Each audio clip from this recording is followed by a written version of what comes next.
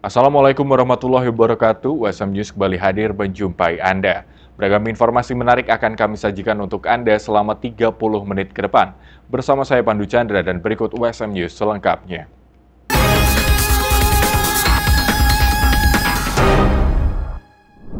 Guna mempererat hubungan internasional serta meningkatkan kualitas pendidikan, Universitas Semarang menjalin kerjasama dengan University of Negros Occidental Recoletos, Filipina.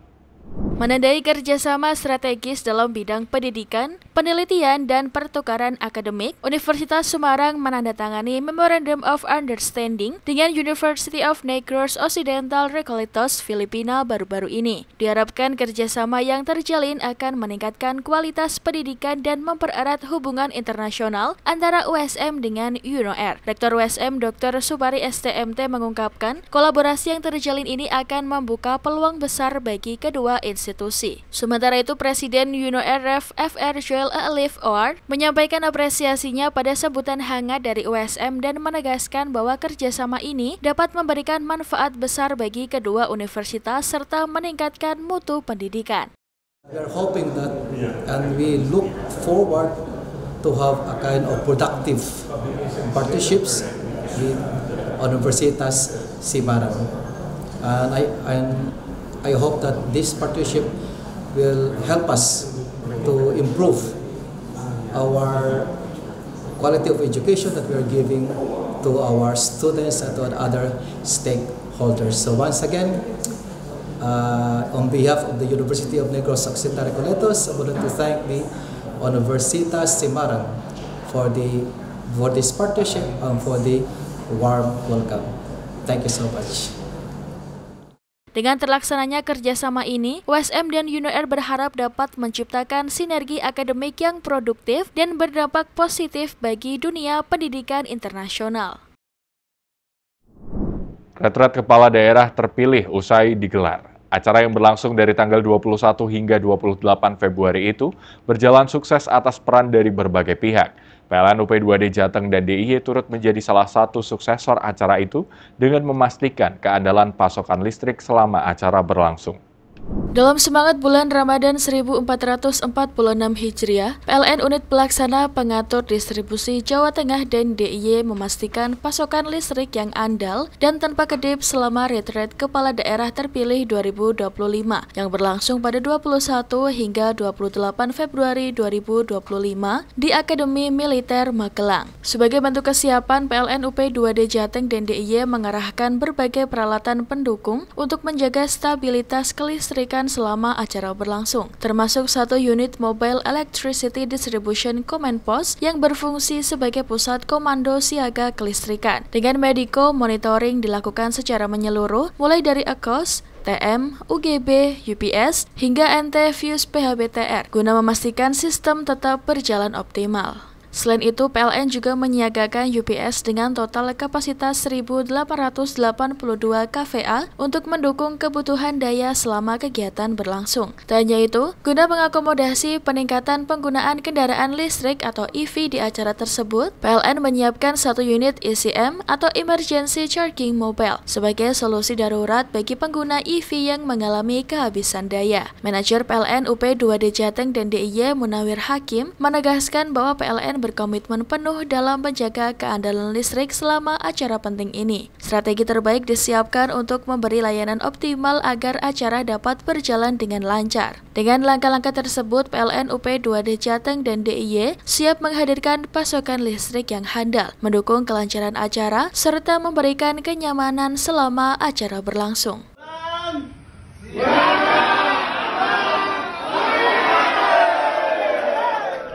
Fenomena Hari Tanpa Bayangan dimanfaatkan oleh sejumlah mahasiswa Universitas Islam Nahdlatul Ulama Jepara, Jawa Tengah, melakukan pemantauan gerak matahari dengan menggunakan teropong bintang elektrik. Selain dengan teropong, para mahasiswa juga menggunakan sebatang spidol yang ditaruh di tempat yang berdatar untuk melihat bayangan benda tersebut. Fenomena hari tanpa bayangan yang terjadi di Pulau Jawa ini akan berlangsung selama 1 pekan. Di Jepara sendiri, fenomena ini dimanfaatkan oleh sejumlah mahasiswa Universitas Nahdlatul Ulama untuk mengaplikasikan ilmu falak. Dengan menggunakan alat teropong bintang elektrik, sejumlah mahasiswa dari Fakultas Syariah dan Ilmu Hukum Unisnu Jepara bersiap untuk melakukan pengamatan pergerakan matahari. Dalam fenomena hari tanpa bayangan ini, posisi matahari ini terjadi karena sumbu rotasi bumi tegak lurus terhadap ekliptika. Itu artinya tidak ada bayangan saat matahari tepat berada di atas kepala kita. Menurut dosen ilmu falak Unisnu Jepara, Hudi mengatakan, untuk fenomena hari tanpa bayangan itu bisa terjadi beberapa kali dalam 1 tahun. Fenomena ini memang tidak sering terjadi, Mas. Untuk hari ini wilayah Jepara terjadi hari tanpa bayangan, di mana bayangan pada kulminasi matahari pas di atas, tidak ada bayangan ke selatan atau ke utara. Karena apa? Karena secara hitungan kemiringan matahari itu pas di atas Jepara. Garis lintang Jepara sama dengan kulminasi matahari. Ini terjadi jam berapa, Pak? Terus sejak kapan? Di Jepara terjadi pas detik-detiknya jam 11.49 menit.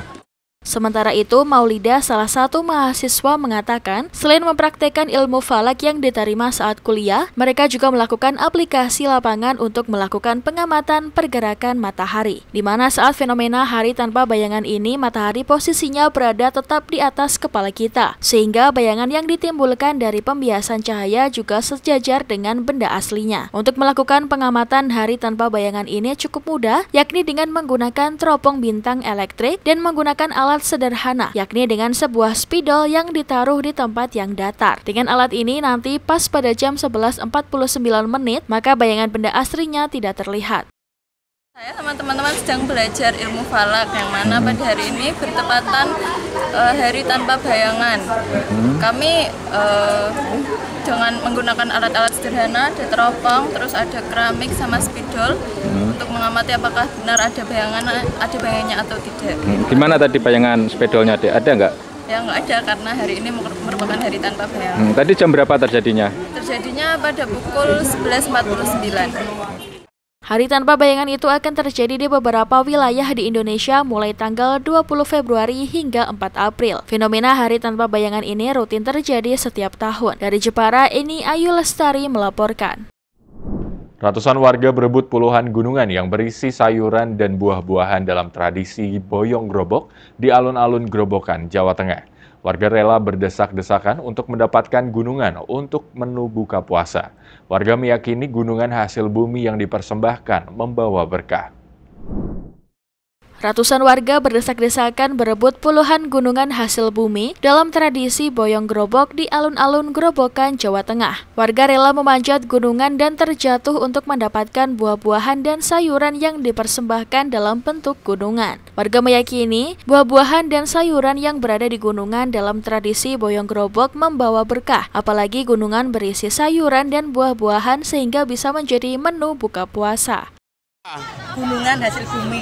Terus dapat apa, Bu, itu?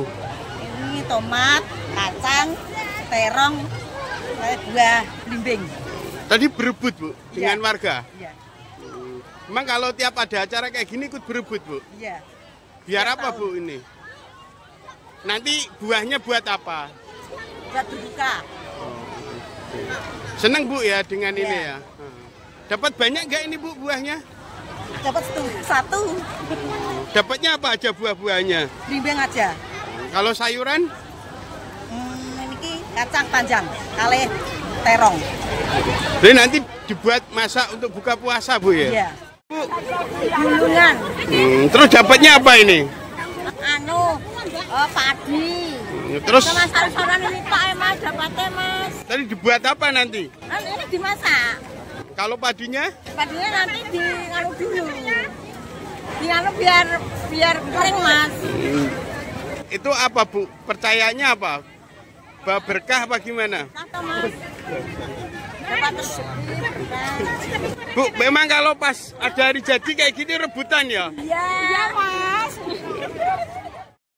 Sebelumnya, pemerintah Grobogan melaksanakan tradisi boyong grobok dari kantor Kelurahan Grobogan menuju kantor Kabupaten Grobogan. Tradisi boyong grobok bercerita tentang sejarah berdirinya Kabupaten Grobogan sejak awal kerajaan. Ratusan pasukan Kasunanan Surakarta mengiringi kirab Bupati dan Wakil Bupati Grobogan memboyong pusaka grobok dan keris sengkelet. Bak layaknya raja, kirab Bupati dan Wakil Bupati diiringi pasukan dan panglima dengan memakai pakaian kerajaan dan adat Jawa. Ketika kirab rombongan Bupati dan Wakil Bupati tiba dengan membawa pusaka grobok, kemudian disambut dengan ritual sesuci dan doa, kemudian menyerahkan pusaka grobok dan keris ke pendopo kabupaten.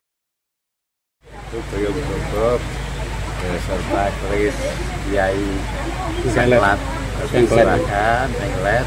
silakan di Kecamatan Grobogan untuk diboyong di Kabupaten Grobogan. Ya. Ini jadi terus kegiatan di sini untuk diserahkan di Kabupaten Grobogan. Begitu. Ada harapan apa Pak untuk hari jadi Grobogan yang ke-299 ini?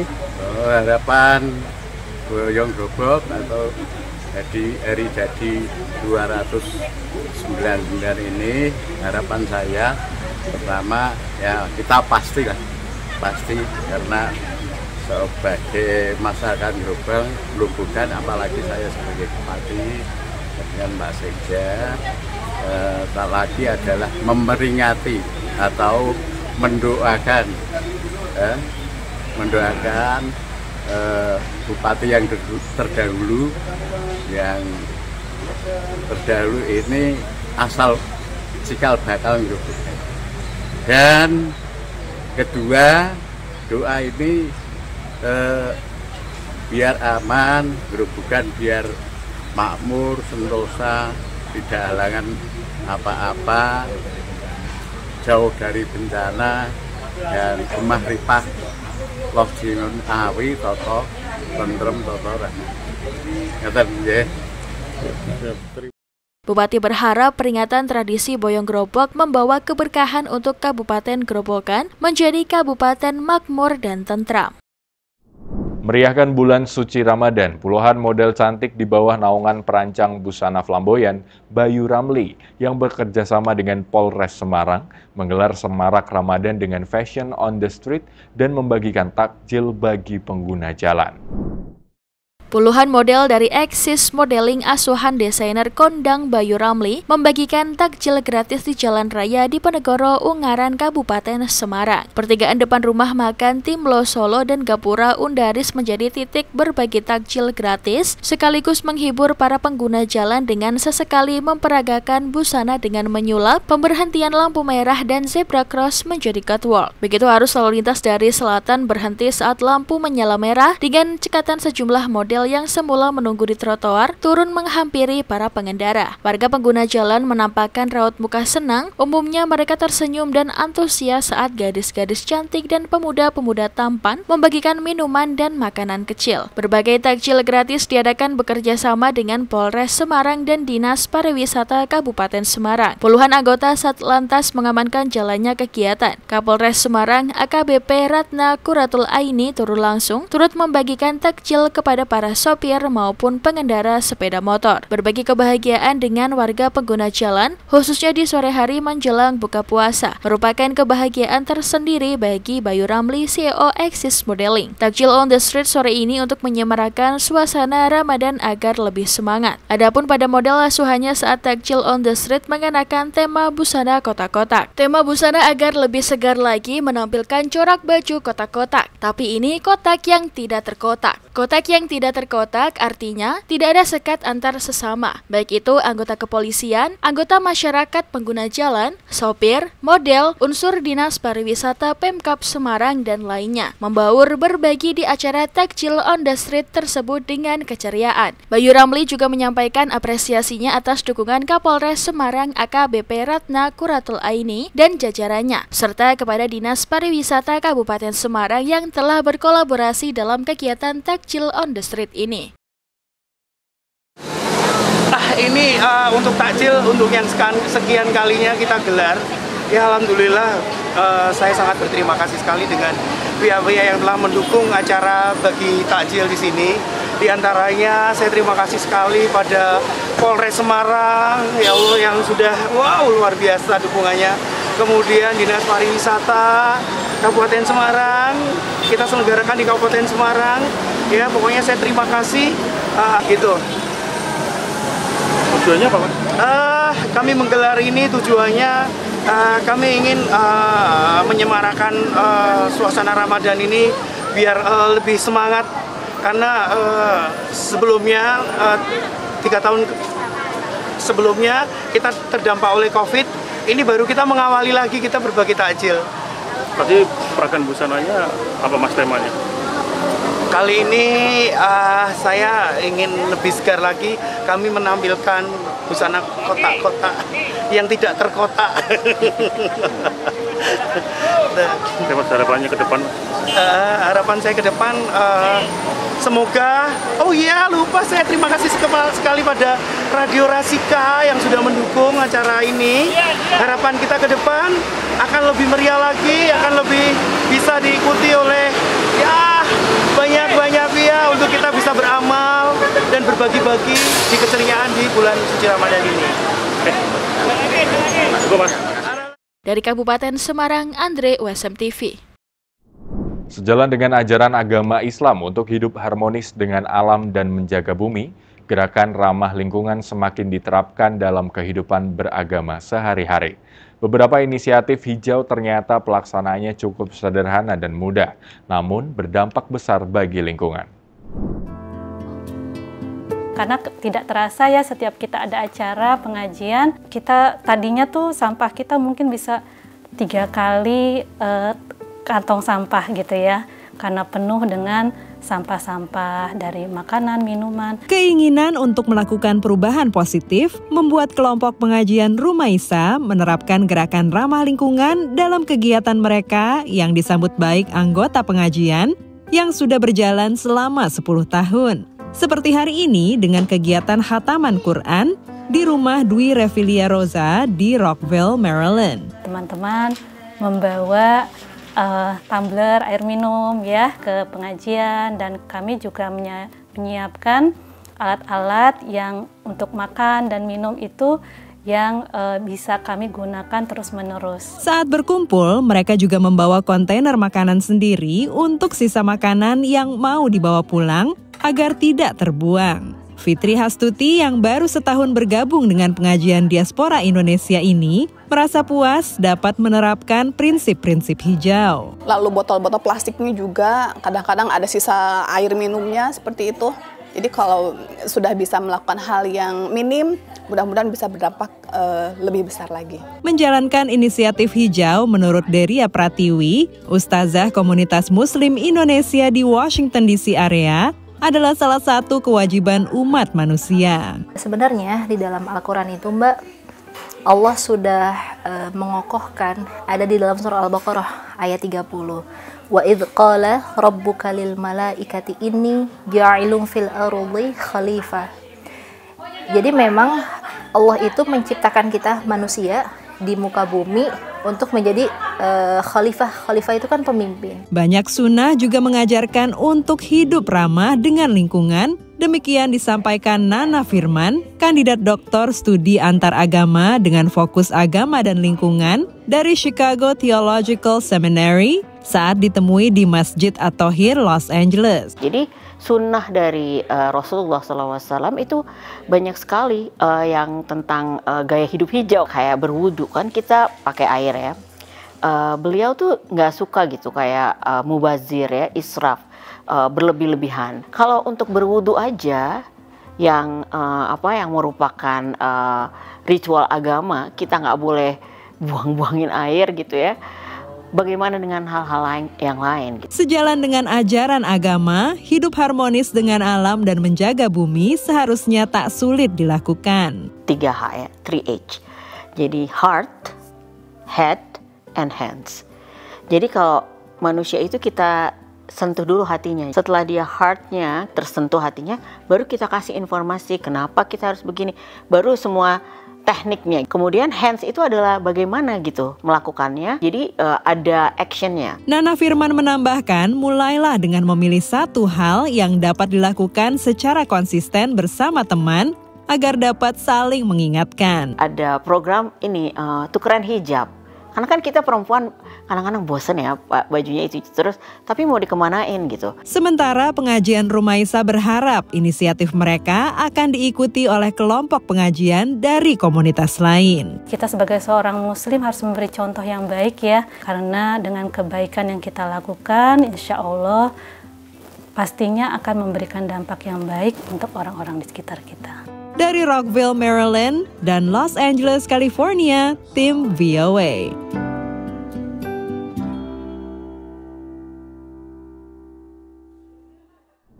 Pemirsa, azan berkumandang di Times Square, New York di bulan Ramadan. Ini adalah bagian dari pelaksanaan sholat rawih yang rutin diadakan satu kali setiap tahunnya di lokasi ikonik jantung kota Manhattan. Selengkapnya laporan jurnalis VOA Randy Wijaksana. Informasi ini sekaligus menutup perjumpaan kita di hari ini. Saksikan terus USM News hanya di USM TV. Saya Pandu Chandra dan seluruh kru yang bertugas pamit undur diri. Terima kasih. Wassalamualaikum warahmatullahi wabarakatuh. Azan berkumandang di Times Square, Manhattan, New York, pusat keramaian yang selalu ramai dengan pengunjung. Pelaksanaan salat tarawih kembali dilaksanakan untuk keempat kalinya sejak pertama dilakukan pada tahun 2022. Azan diperdengarkan dari pengeras suara sejak waktu berbuka puasa, dilanjutkan dengan pembagian makanan berbuka. Ratusan jemaah dari mancanegara mengikuti pelaksanaan salat maghrib, isya, hingga tarawih. Ini yang kali pertama. Kali pertama. Oh, very, mind blowing. Membangkitkan rasa semangat Ramadan tu. I'm doing Facebook live and share it with my brothers in Malaysia. Pelaksanaan salat tarawih dilaksanakan di kawasan Times Square, New York City satu kali setiap tahunnya. Dan di belakang saya ini adalah syaf untuk para pria dan di sebelah sana adalah lokasi untuk jemaah para perempuan. Dan dilaksanakan dari jam buka puasa untuk sholat maghrib, lanjut sholat isya, dan juga dengan pelaksanaan sholat tarawih. Yang menariknya, makin malam makin ramai meskipun cuaca ekstrim dingin sekali, yakni hingga minus 2 derajat Celcius. Pelaksanaan tarawih di jantung kota New York ini kerap tarik perhatian pelancong dan warga setempat. Dikelilingi ratusan videotron berbagai iklan, tak jarang ibadah ini juga dikritik karena lokasinya yang dianggap tak suci untuk sholat. At first I was a little bit skeptical when I heard about this because I thought it's a bit of a haram place fundamentally, but then I thought about it and it's like it can be good to bring some halal energy to this part of the city. Tokoh Islam New York asal Indonesia, Samsi Ali, menyampaikan maksud baik dari misi pelaksanaan ibadah ini. Sebagai orang yang belajar agama Islam, saya tidak pernah melihat ada yang melanggar secara syariah untuk sholat tarawih di Times Square. Karena ini sangat penting sekali. Ada yang ingin kita sampaikan kepada saudara-saudara semanusia di kota New York bahwa we exist. Kita di sini hadir. Kebebasan pelaksanaan ibadah di muka publik dijamin oleh pemerintah kota New York melalui perolehan izin penyelenggaraan kegiatan ibadah publik untuk manfaat komunitas untuk satu hari dan di satu lokasi. Dari kota New York, Randy Wijaksana dan Naratama, VOA.